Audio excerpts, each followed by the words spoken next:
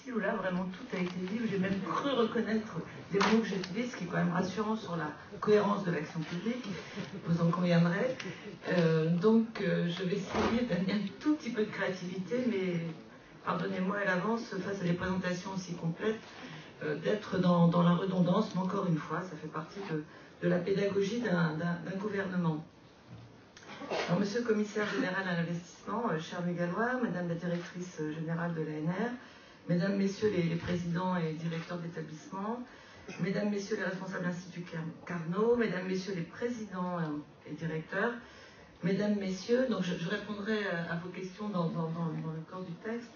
Je suis vraiment heureuse d'être avec vous parce que les Instituts Carnot, j'y ai toujours cru. C'est un modèle qui m'a toujours semblé efficace. Et effectivement, Louis Gallois a raison, il mérite vraiment d'être davantage connu, mais il vaut mieux être dans la situation de vanter sa réussite une fois qu'on a fait la preuve du concept, plutôt que de communiquer avant et ensuite d'avoir une preuve du concept qui tarde à venir. Donc finalement, c'est une attitude prudentielle qui me paraît tout à fait judicieuse, pertinente, surtout dans une période où on a besoin de faits concrets et de faits avérés. Alors je voudrais tout d'abord remercier Laurent Maillier, n'y voyez aucune préférence régionaliste encore que, Patrice Desmarais et Laurent Gouzen, 2 sur 3 quand même, hein, pour les références régionalistes, mais n'y voyez là non plus aucune allusion, pour leur présentation des acquis du dispositif Carnot, ainsi que Louis Gallois, commissaire général à l'investissement, pour sa présence, son soutien réaffirmé à la recherche technologique française et l'engagement des programmes des investissements d'avenir qui viennent, nous l'avons dit, mais j'y reviendrai, cher Laurent, toujours attentif, Laurent Gouzen, cette fois toujours attentif, Laurent Maillet aussi bien sûr, mais Laurent Gouzen encore plus, toujours attentif aux espèces sonnantes et trébuchantes. Donc il y a une constance du ministère de l'Enseignement supérieur et de la Recherche, et en recherche comme en fiscalité, on a besoin de constance. Et cette constance a été assurée à hauteur de 60 millions d'euros par an, tout de même depuis plusieurs années. Et maintenant, elle est abondée donc, par les programmes des investissements d'avenir. Là aussi, j'y reviendrai. Mais je voudrais revenir sur le chemin parcouru. Notre pays est une nation avec une grande tradition scientifique et technologique, et nous pouvons en être fiers. Elle a été au cœur de la révolution scientifique au XVIIe siècle, puis de la révolution industrielle au XIXe siècle. Mais aujourd'hui, nous avons à faire face et à répondre à des mutations rapides, à des transformations géopolitiques dans le monde, à des pays émergents. C'est évoqué avec la Corée, qui en 50 ans est passée d'une capitale avec des chemins en terre battue, avec maintenant un pays qui investit près de 5% de son PIB dans la recherche et le développement. Donc nous voyons que nous avons à faire face, après les 30 glorieuses, après une structuration de notre système de recherche qui a été largement marquée par ces grandes filières top-down qui ont eu leur efficacité, mais maintenant nous devons devenir plus agiles, plus réactifs et faire face à un monde en pleine mutation et avec des sauts technologiques de plus en plus rapides. Donc pour faire face à ces défis, nous devons nous ouvrir. Nous devons nous ouvrir aux échanges et aux connaissances qui sont immédiatement internationales. Je crois que la question ne se pose même plus. Plus rien ne se fera à niveau national, surtout avec la transversalité du numérique. Donc immédiatement, nous devons être performants, compétitifs par la qualité, parce que par les coûts, on voit bien que ça va être un peu plus difficile malgré les dispositifs qui ont été mis en place et que je vous invite à utiliser davantage. Mais nous voyons bien que la compétitivité se fera par la qualité et par la montée en gamme de nos produits et services. Et c'est bien de ça qu'il s'agit avec les instituts Carnot. Parce que dans ce nouveau monde très agile, finalement, les pays émergents souffrent moins de, comment dire sans froisser, des contraintes, c'est pas gros, parce que ça amène aussi des bénéfices, mais disons des structures existantes et parfois de leur cloisonnement. Les pays émergents peuvent immédiatement passer au Carnot 3.0 sous un autre nom. Et nous avons donc, tout en gardant l'acquis de nos compétences, de nos savoirs académiques et l'acquis de l'expérience de nos nombreuses structures, nous devons tout de même devenir plus ouverts, plus mobiles, plus agiles. Et ça, je crois que c'est l'enjeu principal tout de même auquel nous sommes confrontés. Nous avons développé des écosystèmes d'innovation, même si nous ne sommes pas dans un régime politique fédéral. Finalement, nos écosystèmes s'apparentent assez bien à ce qui se développe dans les länders allemands. Et de ce point de vue-là, je crois que nous avons beaucoup progressé. L'État stratège, dont vous avez vu la cohésion et le volontarisme, je l'espère.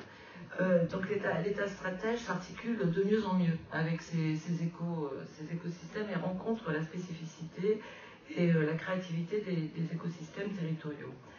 Et je pense que je suis convaincue que finalement les instituts Carnot sont à la convergence de tout ça, à la convergence des écosystèmes et d'État stratèges, à la convergence de la recherche fondamentale et de son transfert vers l'industrie, encore insuffisant.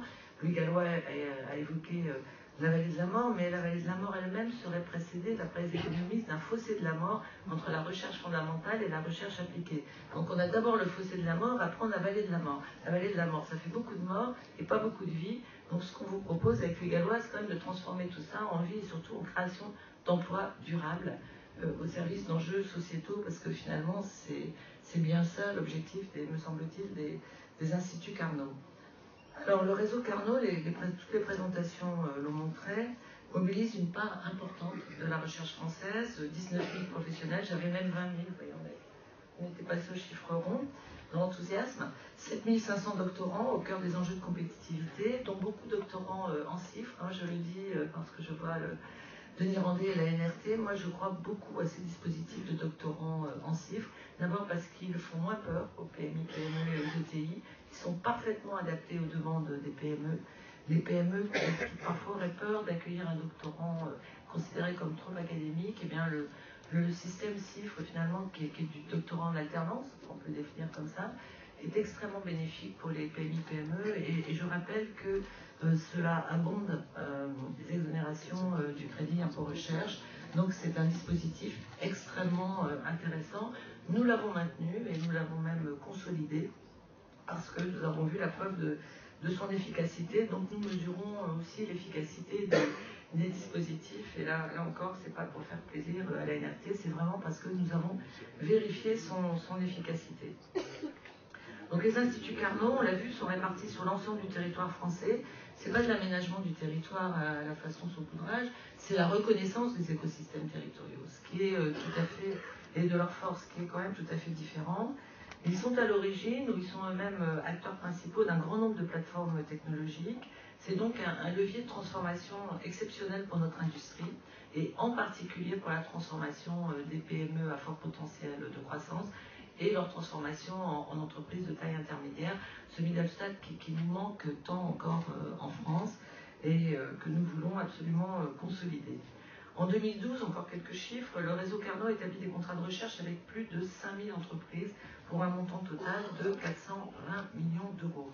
Donc comme nous avons le souci, cher Laurent Gouzen, de l'optimisation de l'argent public, et ça je suis sûr que c'est un langage qui me parle, comme ça marche bien, et que les partenariats avec le privé se font bien, il n'y avait pas vraiment de raison d'augmenter la dotation de l'État, d'autant que le PIA aimablement nous relaie.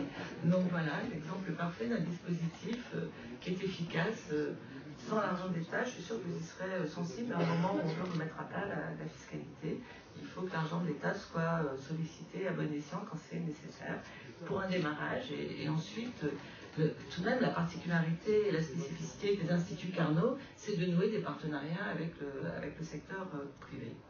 Et d'ailleurs, la croissance du montant total de vos contrats de recherche est tout à fait remarquable, c'est le bilan que vous me demandiez. 17% par an depuis 2010, il y a bien des entreprises qui aimeraient avoir la même croissance. D'ailleurs, nos recettes publiques aimeraient également connaître cette croissance. La croissance aussi, ce serait pas mal, même avec une virgule au milieu, 1,7, ce serait pas mal. Et vous avez même augmenté donc du double, donc 34%, vos contrats auprès des PME et des ETI. Et je crois que c'est tout à fait remarquable, vraiment, et tout à fait exemplaire dans la période. Mais nous avons aussi, enfin les instituts Carnot ont aussi des marges de progression que vous avez d'ailleurs identifiées vous-même. Lorsque nous regardons notre système d'innovation dans son ensemble, nous voyons tout de suite que nous avons une marge de progression. Nous sommes au 6e rang mondial pour nos publications scientifiques. Dans certains domaines, nous sommes même au 4e rang. Dans le domaine de la lutte contre le sida, que j'évoquais ce matin à l'occasion des 25 ans de l'Agence nationale de recherche contre le sida, pour lutter contre le sida, nous sommes au 2e rang mondial, derrière les États-Unis. Nous mettons 100 fois moins d'argent, la France, que les États-Unis, et nous avons seulement un ratio de 1 à 10 pour les publications scientifiques. Je ne le dis pas trop au gouvernement parce que ça voudrait dire qu'on n'a pas besoin d'argent pour progresser sur le plan scientifique. Si, on a besoin d'argent naturellement, on a besoin de constance surtout dans les dotations qui sont données. Mais ce que je veux dire, c'est quand nous mettons notre puissance de feu au service d'un objectif, eh bien notre recherche est tout à fait efficace et se transfère tout à fait dans le secteur privé ou auprès des malades, comme c'est le cas pour le sida. Alors, en revanche, au niveau de l'innovation, nous sommes moins bien classés. Si nous sommes au 15e rang mondial, si on en croit, si on se réfère à la méthodologie retenue pour le tableau de bord européen de l'innovation, qui qualifie la France de suiveuse, c'est pas formidable. Nous sommes d'être un suiveur, je veux dire, il vaut mieux quand même être un acteur, donc un peu plus haut dans le tableau. Nous sommes au 20e rang mondial selon le classement établi par l'Organisation mondiale de la propriété intellectuelle et l'INSAD, et alors qu'encore une fois, nous sommes au 6e rang, donc on vérifie bien ce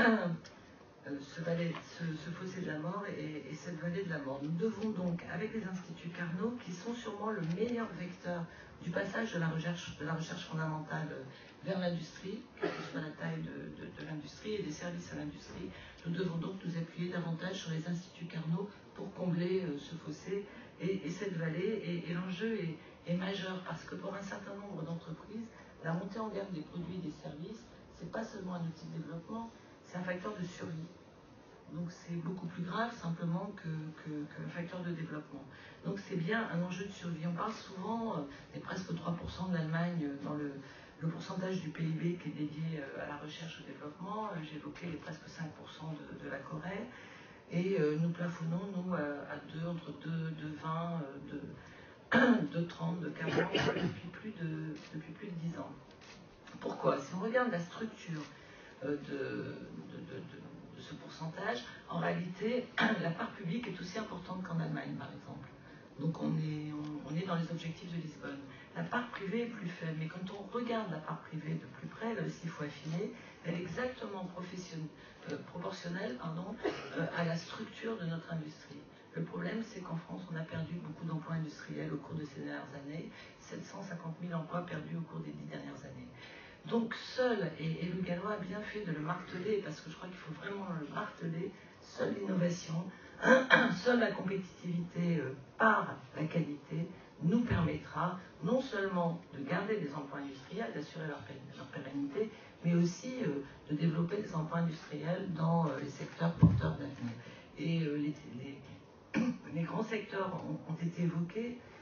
Le ministère de l'Enseignement supérieur et de la Recherche a à cœur de mettre en cohérence à la fois notre politique de recherche avec l'agenda stratégique de la recherche, le Conseil national de la recherche qui se mettra en place très prochainement, le 19 décembre prochain, je crois, et qui reprendra également ces grands axes prioritaires, qui sont mis en cohérence avec les financements et les axes de financement, les axes prioritaires de financement du Commissariat général à l'investissement, avec les 34 plans industriels d'Arnaud de Montebourg et avec les 7 grands axes d'Anneau Vergent. Alors on a l'impression parfois, parce que l'information se fait ainsi, de façon morcelée, qu'il n'y a pas de cohérence entre les actions. Pas du tout. Il y a une véritable cohérence et les 3 grandes thématiques qui ont été dites et qui concernent les instituts Carnot, qui sont reprises d'ailleurs au niveau européen par les Key Enabling Technologies, qui sont le numérique, dans toute l'acception du terme, la plus large possible, c'est-à-dire qu'on va des composants électroniques, de la nanoélectronique, qui fait l'objet d'un IRT, donc on voit bien le lien, jusqu'aux services en ligne, là où le design, la conception et les usages interviennent. Il y a également tout ce qui concerne le vivant, et puis il y a tout ce qui concerne la transition énergétique. Donc on est vraiment dans ces grandes priorités, on est absolument cohérent, que ce soit au niveau de ce qui va se passer d'ici 20 ans, avec les 7 axes d'Arnaud Vergent, encore une fois présentés par Arnaud Vergent, avec ce que finance le CGI, et avec les 34 plans d'Arnaud Montebourg, même s'ils sont davantage détaillés, puisqu'il s'agit de s'adapter à la diversité de nos compétences. Voilà, je voulais insister sur cette cohérence parce que quand on présente un plan innovation, on ne l'aperçoit pas toujours et ça me paraît extrêmement important. Et ce qui traverse peut-être aussi et ce qui assure la cohérence de tous ces plans, annoncés encore une fois, qui doivent être regroupés et présentés de façon globale, c'est une obsession qui est une obsession que nous répète le président de la République chaque mercredi matin au Conseil des ministres, c'est l'obsession de l'emploi. L'obsession de la création d'emplois et d'emplois durables. Et sans industrie, il n'y aura pas de création d'emplois durables. On ne peut pas avoir une société qui soit une société uniquement de services, parce qu'une société de services qui ne s'appuie pas sur un socle industriel est une société dont la recherche en amont et les services en aval finissent par rejoindre des pays où l'industrie est encore solide et se déploie dans l'avenir et s'imagine dans l'avenir. Donc c'est tout à fait essentiel et je crois que c'est un message qu'il nous faut marteler.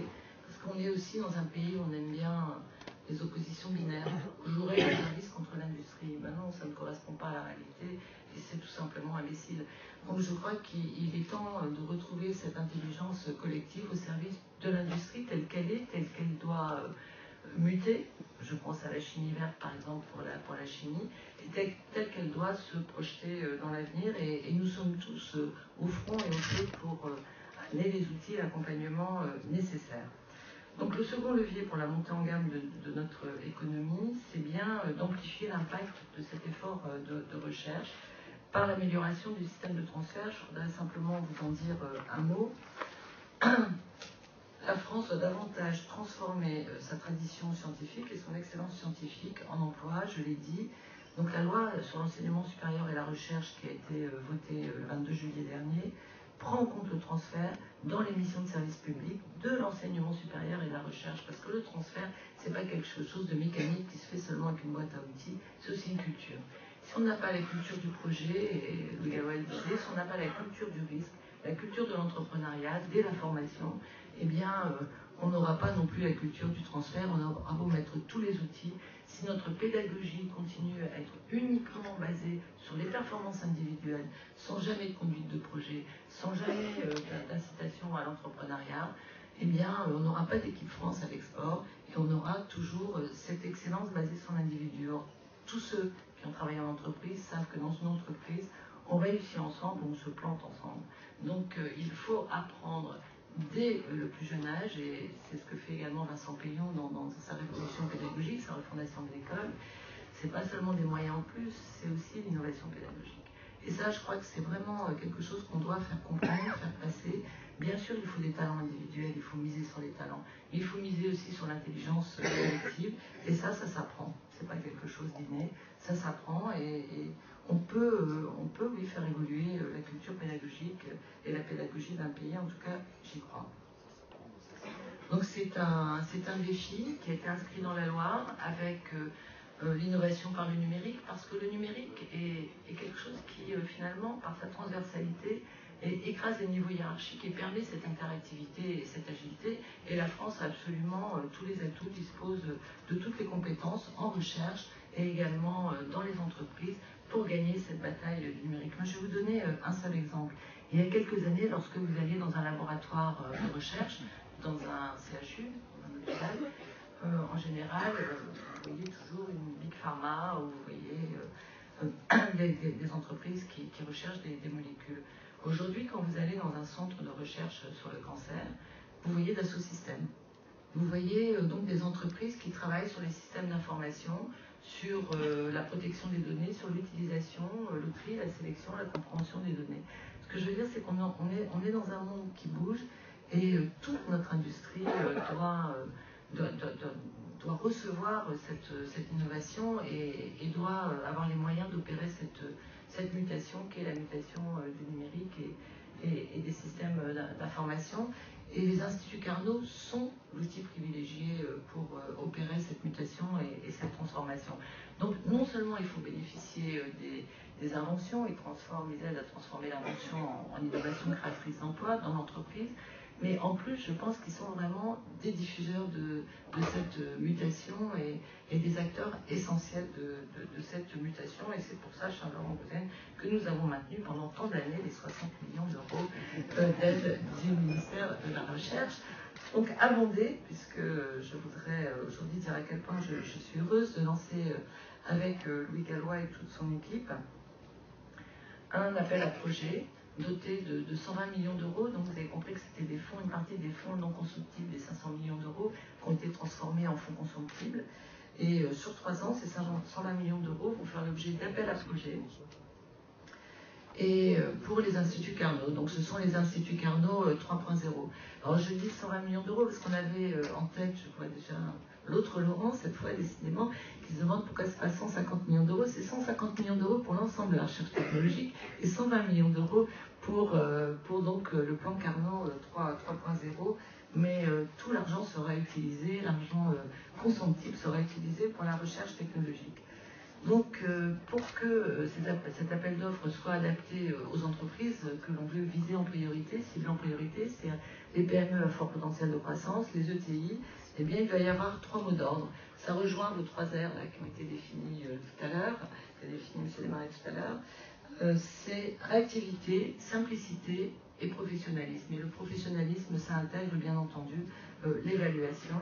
Je sais qu'aussi bien le CGI que le ministère de l'Enseignement supérieur et de la Recherche ont une compétence et une tradition d'évaluation au fil de l'eau qui est la meilleure évaluation. Réactivité, parce qu'une petite ou moyenne entreprise n'a pas de moyen d'attendre. Elle est dans un rythme qui est plus rapide et qui est plus immédiat qu'un grand groupe.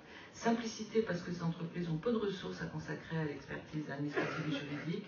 Et professionnalisme, enfin, parce que les contrats établis avec ces entreprises engagent la responsabilité des instituts. Donc l'appel à projet donnera les moyens d'atteindre cet objectif. Ils pourront être utilisés pour mieux identifier les besoins technologiques des PME, PMI, une filière, mettre en place un accompagnement qui ira au-delà de la seule recherche technologique, ça peut être l'ingénierie financière, le design, le marketing, l'accompagnement à l'export, immédiatement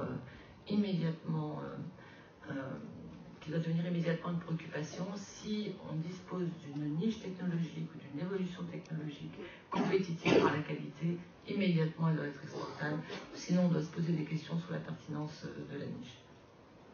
Et j'ai souhaité avec Louis Gallois que cette structuration de l'offre de services des instituts Carnot entraîne avec elle l'ensemble des structures de recherche contractuelles qui seront volontaires. Je crois qu'il est essentiel d'entraîner dans ce mouvement extrêmement pragmatique, tel qu'il a été défini par Laurent Maillet.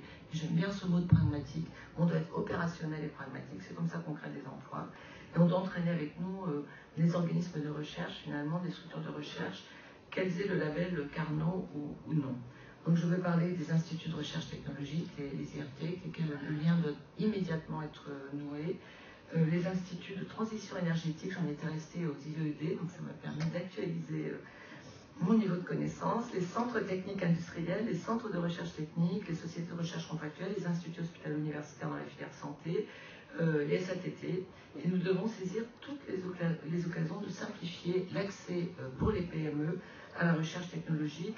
Une porte d'entrée commune, d'ailleurs, par grande filière, serait un progrès considérable, puisque vous avez défini vous-même les filières prioritaires, dont j'ai bien vérifié qu'elles étaient cohérentes également avec les filières prioritaires et de l'agenda stratégique de la recherche et des plans industriels du MRP. Alors je voudrais en conclusion parler un peu de l'environnement réglementaire et économique de la recherche technologique et de son organisation qui ont beaucoup évolué au cours de ces dernières années. On a vu qu'on avait beaucoup progressé en matière de brevets, c'est vrai, mais encore faut-il que les brevets soient tous actifs, encore faut-il que l'accès aux brevets soit facilité. On sait qu'aujourd'hui, la plupart des recherches, près de 70%, se mènent dans des UMR, ce qu'on appelle les UMR, des unités mixtes de recherche, donc avec des copropriétés pour les brevets. Ça veut dire que parfois, les startups attendaient jusqu'à 18 mois, voire 2 ans, voire 3 ans, et là, elles n'attendaient plus parce qu'il n'y avait plus de start-up pour bénéficier d'un brevet le temps que les copropriétaires se mettent d'accord. Donc, dans la loi votée cet été, nous avons établi le principe d'un mandataire unique et le principe d'une date de péremption. si il n'y a pas d'accord autour d'un mandataire unique, eh bien, le brevet retombe dans le domaine public et il est ainsi disponible pour l'industrie. Je crois que c'était très important, tout comme il est important d'avoir un dispositif d'accompagnement des entreprises, je pense en particulier aux startups, au deuxième ou troisième tour de table, de façon à ce que tout l'investissement amont, qui est un investissement public en matière d'enseignement supérieur, en matière de premier tour de table, en matière d'accompagnement dans les SATT, eh bien, ne se retrouve pas ruiné au troisième tour de table, faute des fonds suffisants. Je le dis parce que j'étais un peu dépitée de voir en Russie, avec le Premier ministre, il y a 10 jours, une start-up que j'avais hébergée dans le pôle d'innovation Minatech, qui avait bénéficié justement du brevet d'une UMR française, donc d'une unité mixte de recherche, la voir au troisième tour de table parce qu'elle avait bénéficié de fonds russes et qu'il n'y avait pas de fonds nationaux ni de fonds européens autour de la table disponibles, et bien voir que l'usine de production se faisait en Russie. Alors on m'a remercié parce qu'ils avaient identifié que c'était bien la provenance et l'origine de cette start-up, mais j'aurais préféré ne pas être remercié et pour avoir été en capacité de construire l'usine de production en France. Donc je crois que c'est toute cette chaîne qu'il faut absolument préserver, et c'est le dispositif complet qui est en train de se mettre en place aujourd'hui, mais qu'il faut conforter au niveau européen. Oui, je crois que Laurent a reconnu la start-up dont il s'agissait, je ne vais pas dire le nom, mais voilà, c'est tout de même un peu dommage. Donc pour progresser encore dans ce sens, pour être encore plus efficace au niveau des instituts Carnot, j'ai souhaité, le ministère de l'Enseignement supérieur et de la Recherche a souhaité s'appuyer sur les propositions d'orientation d'une commission de haut niveau. Cette commission paritaire, on y arrive, même dans la recherche technologique, on dit qu'on n'a pas le vivier nécessaire, on arrive toujours à être paritaire au niveau des genres, je veux dire quand on le souhaite, sera composée de 8 personnalités. C'est ça aussi l'innovation, c'est de mettre un peu de parité dans la technologie.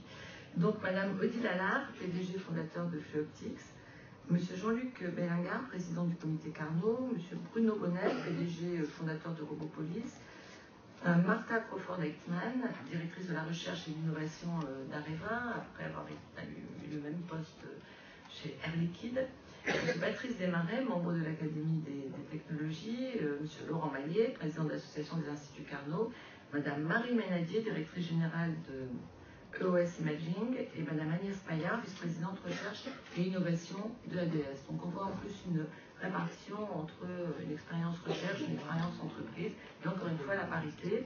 Cette commission de haut niveau sera présidée par Jean-Luc Bellingard, qui n'a malheureusement pas pu venir aujourd'hui, donc Guillaume Mérieux, et coprésidée par Patrice Desmarais et Agnès Paillard, qui est, je le rappelle, la présidente du pôle de compétitivité Aerospace Valley, et que le Gallois doit bien connaître, puisqu'elle travaille dans une entreprise qui est encore chère à son cœur, l'ADS. Laurent Maillet en sera le rapporteur. Je les remercie toutes et tous d'avoir accepté. Je salue celles et ceux d'entre eux qui ont pu être là aujourd'hui. Je compte sur leur éclairage pour orienter le futur des Carnot. Donc comme vous le voyez, nous misons fortement le ministère de l'Enseignement supérieur et de la Recherche, mais plus globalement, le ministère du redressement productif, ma collègue déléguée à l'innovation, ministre déléguée à l'innovation et au PMI, PME et au numérique, ensemble, nous formons un PAC avec le Gallois et nous voulons vraiment nous appuyer sur la compétence et l'efficacité du dispositif Carnot pour redresser notre pays, pour monter en gamme les produits et services associés à notre industrie, retrouver une taille critique de notre industrie qui nous permet du coup d'augmenter le pourcentage de PIB qui sera dédié à la R&D pour enfin atteindre ces 3% décidés il y a quelques années à Lisbonne et jamais atteints par la France. Et nous comptons sur les recommandations de ce comité avisé pour y parvenir. Je remercie donc chacun et chacune d'entre vous parce que c'est bien dans les entreprises, in fine, que se crée l'innovation et que se créent les emplois à valeur ajoutée de l'innovation. Donc je vous remercie toutes et tous de prendre des risques, de faire en sorte que la France ne perde pas ses compétences industrielles, mais non seulement ne les perde pas, mais les conforte et donne l'avenir de nouveaux domaines, des domaines porteurs sur le plan économique, porteurs sur le plan sanitaire, porteur sur le plan environnemental, mais porteur aussi sur le plan sociétal et social, avec la création d'emplois durables au service d'un progrès partagé. Et je voudrais que nous partagions ensemble et que nous défendions ensemble ces notions de progrès, d'innovation, d'industrie. Ce sont des mots qui sont des mots porteurs et qui doivent nous sortir de la morosité ambiante. En tout cas, nous sommes tous disposés ensemble à mettre toute notre énergie pour se dire que oui, notre pays a un avenir industriel.